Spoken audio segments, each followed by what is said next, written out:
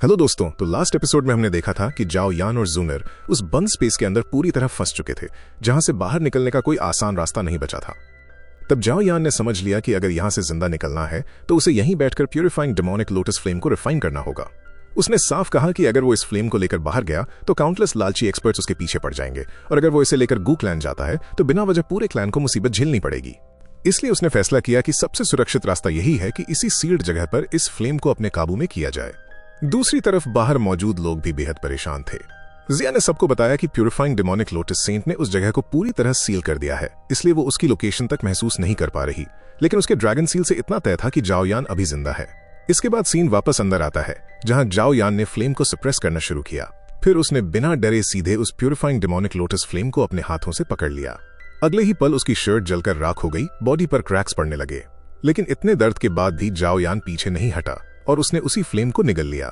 इसके बाद उसने अपनी फ्लेम मंत्रा टेक्निक चलाकर उसे रिफाइन करना शुरू किया, मगर ये फ्लेम उसकी सोच से कहीं ज्यादा खतरनाक निकला।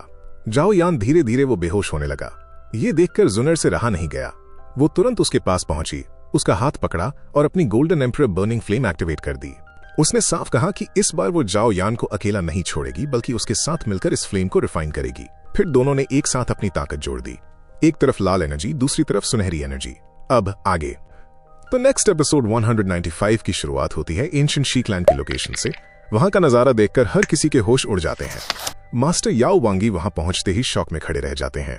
उनके साथ यान क्लैन के एल्डर हुओ याओ और ले क्लैन के एल्डर भी मौजूद थे। तीनों अपने सामने फैली वीरानी को देखकर समझ ही नहीं पा रहे थे कि आखिर हुआ क्या है। याओ वांगी कांपती आवाज में कहता है, ये कैसे पॉसिबल है? यहाँ तो शी क्लैन था, लेकिन सच यही था, पूरा शी क्लैन अपनी जगह से गायब हो चुका था। ना कोई बिल्डिंग बची थी, ना कोई सर्वाइवर, ना कोई निशान, जैसे कभी वहां कोई क्लैन था ही नहीं। ये बिल्कुल वैसा ही था जैसे पहले लिंग क्लैन गायब हुआ था। अब 10 साल के अंदर दो एंशिएंट क्लैन्स दुनिया से मिट चुके थे। पहली बार लोग इसे कोइंसिडेंस मान सकते थे, लेकिन दूसरी बार साफ था, कोई जानबूझकर एंशिएंट क्लैन्स को निशाना बना रहा है। ये सुनकर ले क्लैन का एल्डर तुरंत कहता है कि उसे वापस जाकर अपने लीडर को खबर देनी होगी। तभी याओ वांगी गंभीर होकर कहता है कि अब हालात ऐसे हैं जहां एक अकेला क्लैन सर्वाइव नहीं कर पाएगा, इसलिए याओ क्लैन, यान क्लैन और ले क्लैन को मिलकर अलायंस बनानी होगी, क्योंकि अब वही एक दूसरे पर भरोसा कर सकते हैं। इतना कहकर वो 3 स्क्रोल निकालता है, एक यान क्लैन के लिए, एक ले क्लैन के लिए और एक याओ क्लैन के लिए। ये अलायंस इन्विटेशन था। बाकी दोनों एल्डर्स भी तुरंत मान जाते हैं और तीनों वहां से निकल जाते हैं। इसके बाद सीन शिफ्ट होता है गू क्लैन की तरफ, जहां एल्डर्स इसी बात पर चर्चा कर रहे थे कि आखिर शी क्लैन के साथ हुआ क्या। उन्हें बस इतना पता चला था कि शी क्लैन के गायब होने से पहले वहां का पूरा स्पेस सील कर दिया गया था, ताकि कोई अंदर ना जा सके, कोई बाहर ना निकल सके, और उसके बाद पूरा क्लैन हवा में गायब हो गया। पहले लिंग क्लैन, अब शी क्लैन। आखिर अगला नंबर किसका होगा? तभी गू क्लैन लीडर गु युआन पूछता है कि क्या कल्प्रिट कोई भी क्लू छोड़कर नहीं गया, और तभी अचानक चिंग यांग हॉल में आता है और बताता है, याओ क्लैन, यान क्लैन और ले क्लैन ने मिलकर क्लैन अलायंस बना लिया है और हमें उसमें शामिल नहीं किया गया। ये सुनते ही हॉल में सन्नाटा छा जाता है। सारे एल्डर्स हैरान रह जाते हैं कि हिस्ट्री में ऐसा पहले कभी नहीं हुआ। वो तुरंत पूछते हैं, क्या उन्होंने हमारे लिए इन्विटेशन नहीं भेजा? किंग यांग साफ मना कर देता है। अब गु युआन सब समझ चुका था। उन तीनों क्लैन्स ने ना हून क्लैन को बुलाया, ना गु क्लैन को, यानी उनके हिसाब से कल्प्रिट इन दोनों में से कोई एक है।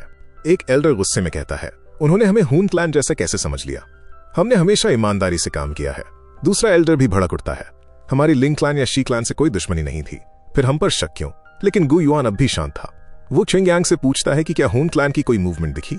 किंग यांग जवाब देता है कि उसने पहले ही स्पाइस हून क्लैन पर लगा दिए थे, लेकिन अब तक हून क्लैन ने कोई सस्पिशियस कदम नहीं उठाया।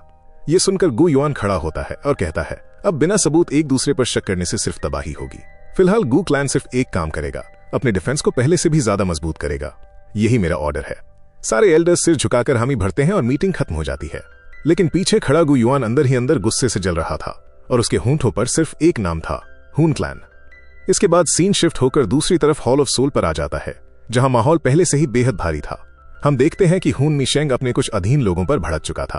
वो गुस्से में गरजते हुए कह रहा था, तुम लोगों की हिम्मत कैसे हुई ऐसी इम्प्योर सोल्स इकट्ठा करने की? क्या तुम लोग सिर्फ नंबर्स पूरे कर रहे हो? उसकी आवाज में इतना गुस्सा था कि पूरा हॉल कांप उठा।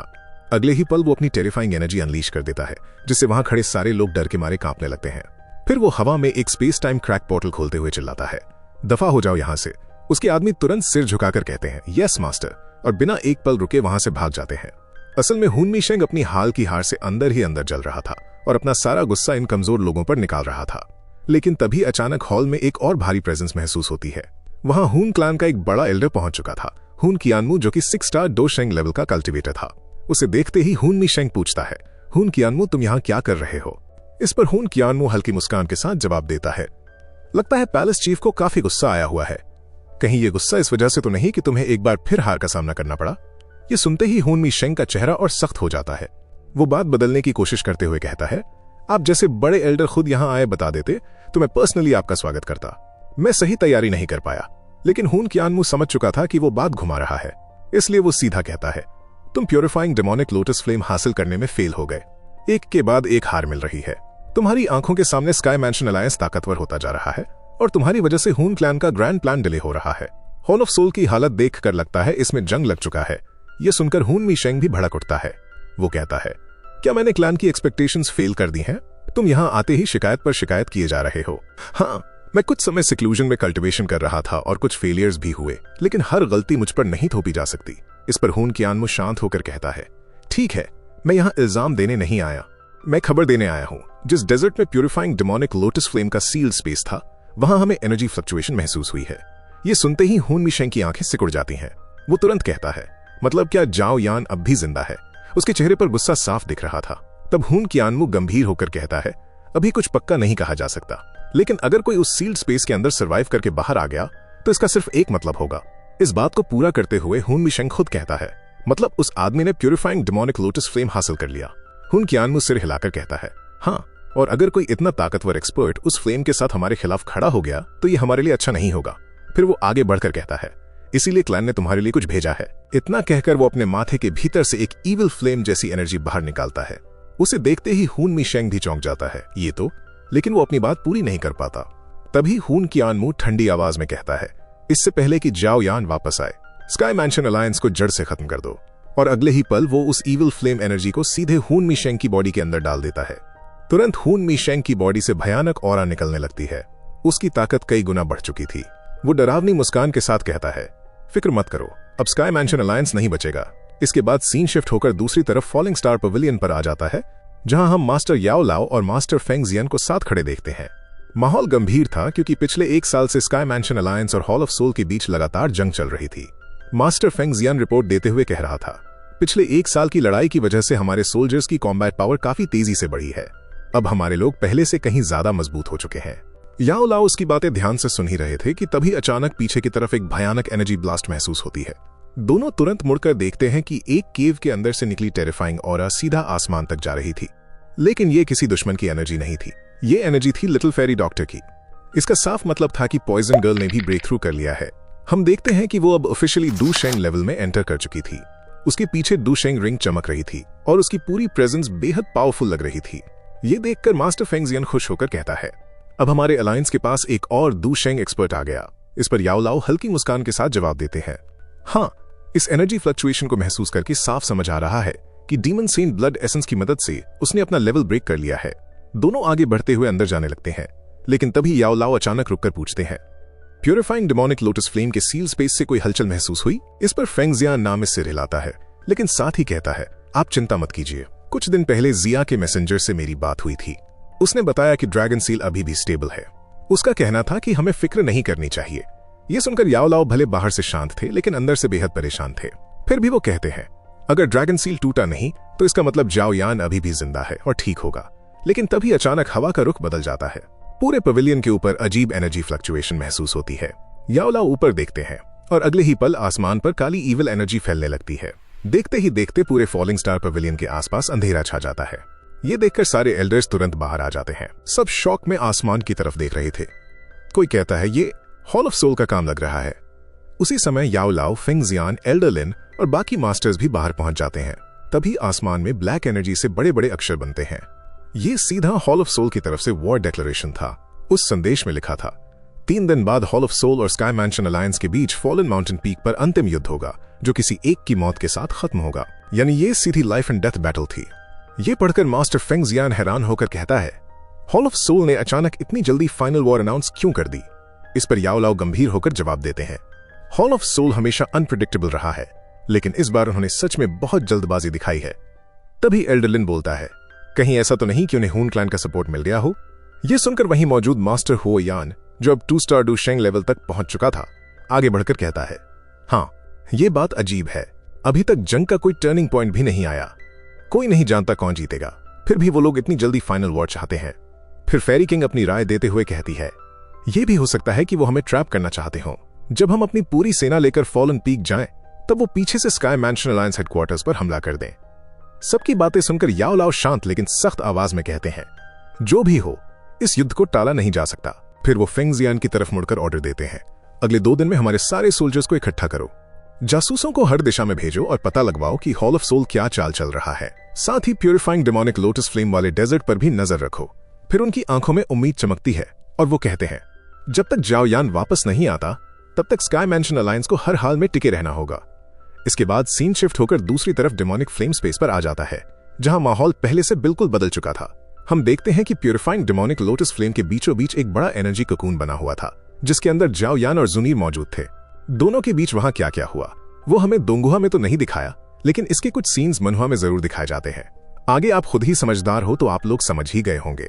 हम देखते हैं कि वो कोकून धीरे धीरे क्रैक होने लगता है, उसके अंदर से निकली टेरिफाइंग एनर्जी सीधा आसमान से टकराने लगती है। देखते ही देखते प्यूरिफाइंग डेमोनिक लोटस फ्लेम का पुराना लोटस प्लेटफॉर्म भी गायब होने लगता है और अगले ही पल जाओ यान और जुनीर उसके अंदर से बाहर आते हैं। लेकिन सबसे शॉकिंग बात यह थी कि दोनों परफेक्टली फाइन थे, बल्कि पहले से कहीं ज्यादा पावरफुल। जुनीर अब 4 स्टार डूशेंग लेवल पर पहुंच चुकी थी, जबकि दूसरी तरफ जाओ यान सीधे 5 स्टार डूशेंग लेवल में एंटर कर चुका था। इसका मतलब साफ था, उसने आखिरकार प्यूरिफाइंग डेमोनिक लोटस फ्लेम को रिफाइन कर लिया था। ये देखकर जाओ यान बेहद खुश हो जाता है और जुनीर से कहता है, तुम्हारा बहुत बहुत शुक्रिया, अगर तुम मेरी मदद ना करती तो मैं बैकलैश की वजह से वहीं मर जाता। सिर्फ तुम्हारी वजह से मैं इस फ्लेम को रिफाइन कर पाया। इस पर जुनीर हल्की मुस्कान के साथ कहती है, शुक्रिया की जरूरत नहीं, मैं यहाँ रुकी ही इसलिए थी ताकि तुम्हारी मदद कर सकूं, और वैसे भी इससे मेरी कल्टीवेशन को भी काफी फायदा हुआ है। ये सुनकर जाओ यान को राहत मिलती है, क्योंकि इस बार जुनीर नाराज नहीं थी। पिछली बार क्वीन मेडुसा वाला मामला अलग था, लेकिन इस बार सब कुछ दोनों की मर्जी से हुआ था। अब जाओ यान सोचता है कि उसने जब purifying demonic lotus flame refine कर ही ली है, तो इसे अपनी बाकी हेवनली फ्लेम्स के साथ मर्ज करके अपनी ओवरऑल फ्लेम पावर और बढ़ा दे। लेकिन जैसे ही वो हैंड साइंस बनाकर फ्लेम समन करने की कोशिश करता है, उसका चेहरा बदल जाता है। वो शॉक में था, क्योंकि प्यूरिफाइंग डेमोनिक लोटस फ्लेम उसकी बॉडी में थी ही नहीं। जुनीर तुरंत पूछती है, क्या हुआ, सब ठीक है? इस पर जाओ यान हैरानी से कहता है, मुझे समझ नहीं आ रहा, मेरी सारी हेवनली फ्लेम्स बॉडी से गायब हो गई हैं, मैं उनमें से किसी को भी सेंस नहीं कर पा रहा। वो दोबारा टेक्निक एक्टिवेट करता है, 5 फ्लेम एक्सपेलिंग टेक्निक, फिर एंग्री बुद्धा लोटस बनाने की कोशिश करता है, लेकिन कुछ भी नहीं निकलता, एक छोटी सी स्पार्क तक नहीं। अब जाओ यान सच में घबरा जाता है। तभी अचानक उसकी बॉडी के अंदर से purifying demonic lotus flame activate हो जाती है और उसकी पूरी बॉडी को कवर करने लगती है। जलती हुई फ्लेम एनर्जी की वजह से उसे अनबेरेबल पेन होने लगता है। जुनीर तुरंत उसकी तरफ बढ़ती है, लेकिन जाओ यान हाथ उठाकर कहता है, प्लीज मुझसे दूर रहो, क्योंकि वो उसे खतरे में नहीं डालना चाहता था। और फिर अगले ही पल जाओ यान दर्द से चीख उठता है और उसकी बॉडी से एक साथ उसकी सारी हेवनली फ्लेम्स बाहर निकल आती हैं। कुल 6 heavenly flames, blue lotus flame, fallen heart flame, 3000 burning flame, bone chilling flame, sea heart flame और सबसे ऊपर प्यूरिफाइंग डेमोनिक लोटस फ्लेम। ये सभी फ्लेम्स हवा में जाकर एक जगह इकट्ठा होने लगती हैं। वजह साफ थी, प्यूरिफाइंग डेमोनिक लोटस फ्लेम उन सब की सुपीरियर फ्लेम थी। लेकिन जो अगला सीन था उसने सबको हिला दिया। वो 6 फ्लेम्स मिलकर अचानक एक बेबी का रूप ले लेती हैं। एक छोटा सा बच्चा पूरी तरह हेवनली फ्लेम्स से बना हुआ। उसकी एनर्जी इतनी डेंजरस थी कि अंदाजा लगाना मुश्किल था। देखने में वो पुराने प्यूरिफाइंग डेमोनिक लोटस फ्लेम के चाइल्डहुड वर्जन जैसा लग रहा था, लेकिन उसके पास कोई पुरानी मेमोरीज नहीं थी, जैसे कोई बिल्कुल नया जन्मा बच्चा हो, एक न्यू बॉर्न एग्जिस्टेंस, लेकिन टेरिफाइंग पावर के साथ। जाओ यान और जुनीर दोनों उसे शॉक में देखकर खड़े थे। फिर वो छोटा फ्लेम बेबी धीरे धीरे अपनी आंखें खोलता है, सामने जाओ यान और जुनीर को देखता है और अचानक जाओ यान की तरफ उड़ते हुए उसके गले लगने की कोशिश करता है, जैसे वो उसे अपना फादर मान रहा हो। जाओ यान भी इंस्टिंक्टिवली उसे पकड़ लेता है और वो छोटा बच्चा बस एक ही आवाज निकालता है, ब्ला ब्ला ब्ला। इसका मतलब क्या था कोई नहीं जानता, लेकिन एक बात साफ थी, जाओ यान ने सिर्फ फ्लेम रिफाइन नहीं की थी, उसने एक नई लाइफ क्रिएट कर दी थी। साथ ही साथ जाओ यान ने एक और बेहद अजीब चीज महसूस की। उसे इस छोटे फ्लेम बेबी के साथ एक स्ट्रेंज कनेक्शन महसूस हो रहा था, जैसे ये बच्चा उससे सीधा जुड़ा हुआ हो, जैसे इसके थॉट्स, इसकी एनर्जी, इसकी एग्जिस्टेंस किसी तरह उसकी सोल से कनेक्टेड हो। यही वजह थी कि जाओ यान पहले से ज्यादा कंफ्यूज्ड हो गया। वो बच्चे को हल्का सा पीछे करते हुए पूछता है, आखिर तुम हो कौन? ये सुनते ही वो छोटा बच्चा मुंह फुलाकर बैठ जाता है, जैसे उसे बुरा लग गया हो कि सामने वाला इंसान इतना बड़ा बेवकूफ कैसे हो सकता है, जिसे अब तक समझ ही नहीं आया कि मैं कौन हूं। दूसरी तरफ जुनीर ध्यान से उस बच्चे की ऑरा फील कर रही थी। फिर वो गंभीर होकर कहती है, इस बच्चे के अंदर बहुत स्ट्रॉन्ग हेवनली फ्लेम हो रहा है। कहीं ऐसा तो नहीं कि ये एक न्यूबॉर्न फ्लेम स्पिरिट है जो तुम्हारी कई हेवनली फ्लेम्स के फ्यूजन से पैदा हुआ हो। ये सुनते ही वो बच्चा तुरंत खुश होकर सिर हिलाने लगता है, जैसे कह रहा हो, हाँ, आखिर किसी समझदार ने सही बात पकड़ी। इतना ही नहीं, वो जुनीर को बहुत प्यार से देख रहा था, क्योंकि शायद उसने महसूस कर लिया था कि उसके जन्म में जुनीर का भी हाथ है। फिर जुनीर आगे कहती है, सबसे शॉकिंग बात यह है कि मैं इसके अंदर अपनी गोल्डन एम्परर इंसिनरेटिंग हेवनली फ्लेम की ट्रेसेस भी महसूस कर सकती हूँ। यह सुनकर जाओ यान को सब समझ आ गया। वो कहता है, जब तुम प्योरीफाइंग डेमोनिक लोटस फ्लेम को रिफाइन करने में मेरी मदद कर रही थी, तब तुमने अपनी हेवनली फ्लेम भी प्रोसेस में इस्तेमाल की थी। शायद उसी दौरान उसका एसेंस भी मर्ज होकर इस बच्चे के अंदर आ गया। यानी ये सिर्फ जाओ यान की फ्लेम्स का फ्यूजन नहीं था, इसमें जुनीर की फ्लेम्स का फ्यूजन नहीं था, इसमें जुनीर की फ्लेम एनर्जी भी शामिल थी। इस तरह ये फ्लेम स्पिरिट दोनों की संयुक्त क्रिएशन बन चुका था। फिर जाओ यान बच्चे के सिर पर हाथ रखता है, लेकिन जैसे ही वो टच करता है, उसकी उंगली पर फ्लेम बर्न होने लगती है। इससे साफ था कि यह बच्चा किसी फ्लैश बॉडी से नहीं बना, ये पूरी तरह प्योर हेवनली फ्लेम एनर्जी का लिविंग फॉर्म था। जुनीर फिर बताती है, मैंने अपने फादर से सुना था कि बहुत कम हेवनली फ्लेम्स ऐसी होती हैं जो फिजिकल बॉडी अटेन कर पाती हैं। मुझे लगता है ये छोटा फ्लेम स्पिरिट तुम्हारी मर्ज्ड हेवनली फ्लेम्स से अभी अभी जन्मा है। ये सुनकर जाओ यान खुश होने के बजाय थोड़ा परेशान हो जाता है। वो कहता है, अगर मेरी सारी हेवनली फ्लेम्स मर्ज होकर इसी फॉर्म में आ गईं तो फिर ये अच्छा नहीं हुआ। अब मैं अपना एंग्री बुद्धा लोटस कैसे क्रिएट करूंगा, क्योंकि एंग्री बुद्धा लोटस उसकी सबसे डेंजरस ट्रम्प कार्ड टेक्निक्स में से एक थी। अगर फ्लेम्स ही गायब हो गईं तो टेक्निक भी खत्म। इतना सुनते ही वो बच्चा फिर से मुस्कुराता है और कहता है, ब्ला ब्ला ब्ला, जैसे वो बोल रहा हो, बस इतनी सी बात। अगले ही पल वो बच्चा अपना हाथ उठाता है, एनर्जी गैदर करता है और सिर्फ 1 सेकंड के अंदर अपने हाथ में angry Buddha lotus flame create कर देता है। ये देखकर जाओ यान की आंखें फटी रह जाती हैं। वो शॉक में कहता है, ये तो एंग्री बुद्धा लोटस है और इस बच्चे ने सिर्फ 1 सेकंड में बना दिया। ये तो इस टेक्निक में मेरा भी बाप निकला। दूसरी तरफ जुनीर हंसते हुए कहती है, लगता है इस बच्चे ने तुम्हारी सारी सीक्रेट टेक्निक्स भी इनहेरिट कर ली हैं। और सच में वो बच्चा खुशी से सिर हिलाने लगता है। लेकिन अभी शॉक खत्म नहीं हुआ था। अचानक वो बच्चा फिर से पावर गैदर करना शुरू करता है। इस बार वो 5 to 6 सेकंड्स लेता है और अगले ही पल हवा में 1 नहीं 2 नहीं पूरे 10 एंग्री बुद्धा लोटस क्रिएट कर देता है। पूरा स्पेस उन टेरिफाइंग लोटस फ्लेम से भर गया था। हर लोटस खुद में सिटी लेवल डिस्ट्रक्शन ला सकता था और यहाँ ऐसे 10 मौजूद थे। जाओ यान अब पूरी तरह स्टंट था। वो सोचता है, मुझे एक एंग्री बुद्धा लोटस बनाने में इतना समय लगता है और इतने सारे बनाने में तो पता नहीं कितना वक्त लगे, लेकिन इस बच्चे ने कुछ सेकंड्स में 10 बना दिए। ये बच्चा है या मॉन्स्टर? फिर उसके दिमाग में एक और डेंजरस थॉट आता है, अगर इन 10 एंग्री बुद्धा लोटस को कंबाइन करके एक डिस्ट्रक्टिव एंग्री बुद्धा लोटस बनाया जाए तो उसकी पावर अनइमेजिनेबल होगी। लेकिन यहाँ एक ट्विस्ट था, इस फ्लेम बेबी का माइंड जाओ यान से कनेक्टेड था। जाओ यान जो सोचता बच्चा उसे समझ जाता। तो जैसे ही जाओ यान ने ये सोचा, उसी पल बच्चा उन 10 एंग्री बुद्धा लोटस को कंबाइन करना शुरू कर देता है। कुछ सेकंड्स में वो सारे लोटस मर्ज होकर एक giant destructive angry Buddha lotus में बदल जाते हैं। उसकी साइज, उसकी ऑरा, उसकी डिस्ट्रक्टिव एनर्जी इतनी टेरिफाइंग थी कि स्पेस तक डिस्टॉर्ट होने लगता है। फिर वो फ्लेम स्पिरिट उस जायंट लोटस को हवा की ऊंचाइयों तक ले जाता है और अगले ही पल बूम, इतना बड़ा धमाका होता है कि ब्लास्ट आसमान में हुआ होने के बावजूद शॉकवेव नीचे तक पहुंचती है। जाओ यान और जुनीर दोनों पीछे की तरफ धकेल दिए जाते हैं। दोनों शॉक में उस छोटे बच्चे को देख रहे थे, क्योंकि अब साफ था ये कोई नॉर्मल फ्लेम स्पिरिट नहीं बल्कि एक वॉकिंग कैटास्ट्रोफी था। ये सब करने के बाद वो छोटा फ्लेम स्पिरिट हवा में गोल गोल घूमते हुए फिर से जाओ यान के सामने आकर रुक जाता है। लेकिन इस बार उसका अंदाज बिल्कुल अलग था। वो ऐसे खड़ा था जैसे अभी अभी कोई इम्पॉसिबल फीट करके आया हो, पूरी तरह फ्लेक्स मोड में, जैसे कह रहा हो, देखा, अब समझ आया मैं कौन हूं। जाओ यान भी उसे देखकर जेन्युइनली इंप्रेस हो चुका था। वो हंसते हुए कहता है, वाओ, तुमने तो सच में मुझे सरप्राइज कर दिया। फिर वो प्यार से उसे उठाकर कहता है, मुझे माफ कर देना, मुझे तुम पर शक नहीं करना चाहिए था। अब जाओ यान को एक बहुत बड़ी बात समझ आ चुकी थी, इस बच्चे को अलग से कमांड देने की जरूरत ही नहीं थी। जाओ यान बस किसी चीज के बारे में सोचता और ये फ्लेम स्पिरिट तुरंत उसी ऑर्डर को पूरा कर देता। यानी बैटल के दौरान अगर जाओ यान के माइंड में कोई स्ट्रैटेजी आएगी तो ये बच्चा उसी पल उसे एग्जीक्यूट कर देगा, बिना बोले, बिना डिले, बिना मिस्टेक्स। और यही चीज इसे टेरिफाइंग बनाती थी। अब जाओ यान अपनी हेवनली फ्लेम्स की एब्सोल्यूट पीक पावर यूज कर सकता था, वो भी बिना खुद सारी एनर्जी खर्च किए, क्योंकि उसकी तरफ से लड़ने वाला एक लिविंग फ्लेम वेपन उसके पास था। दूसरी तरफ वो बच्चा भी बहुत खुश था। वो जाओ यान के आसपास उड़ते हुए घूम रहा था, जैसे किसी बच्चे को अपने फादर से अप्रूवल मिल गया हो। ये देखकर जुनीर मुस्कुराते हुए कहती है, ये बच्चा काफी इंटेलिजेंट है और फ्यूचर में ये इससे भी ज्यादा ग्रो करेगा। क्यों ना हम इसका एक प्यारा सा नाम रख दें। ये सुनते ही फ्लेम बेबी तुरंत एक्साइटेड हो जाता है। वो बार बार सिर हिलाने लगता है। साफ था कि वो अपने नाम को लेकर बहुत उत्साहित था। फिर वो फिर से जाओ यान के सामने आकर कहता है, ईवा, ईवा।